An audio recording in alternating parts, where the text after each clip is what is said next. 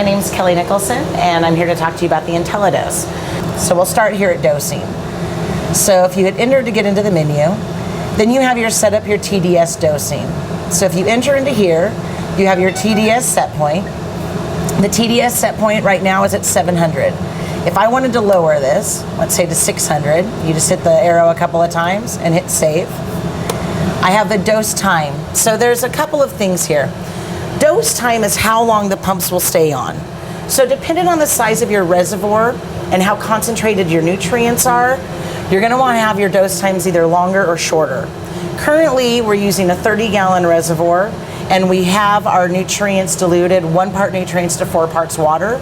So a 3-second dose time is appropriate.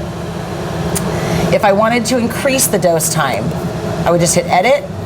I could go up to 5 seconds and hit save. So the dose interval is how long the unit will wait between doses. The size of the reservoir is very important here. In a small reservoir, the dose interval can be short. So currently we have it set at 10 minutes.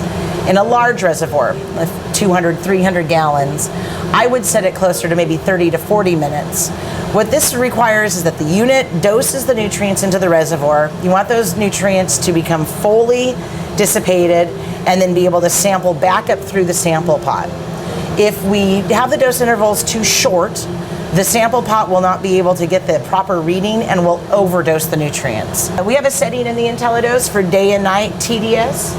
For leafy green crops, lettuce, basil, spinach, herbs, it's important that your day and night time nutrient levels vary.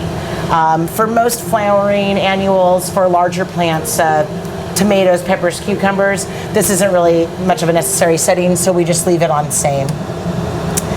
So now that we're done with our TDS, we can hit exit, use the down arrow, and then we go into our pH dosing. So we enter into that. So we have our set point. Now 5.8 is a pretty average set point, but if you wanted to go to 6.0, you would just use the arrows and save. And then you have your dose time. Now pH, we usually dose in smaller amounts. We also keep it very diluted. Currently we are at a 1 part pH down to 4 parts water, and that's with a 10% pH.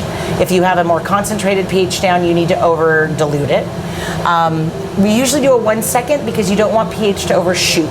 pH is very strong, the pH solutions are very strong, but we also will keep the dosing interval pretty close. 10 minutes for a 30-gallon res is good.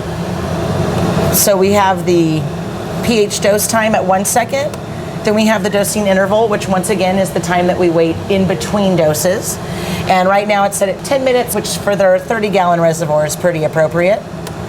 And then we can also enable or disable this pH dosing. So if you're in here calibrating, changing reservoirs, changing buckets, always disable it.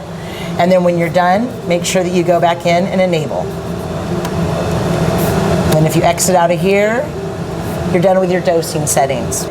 From all of us here at American Hydroponics, happy growing.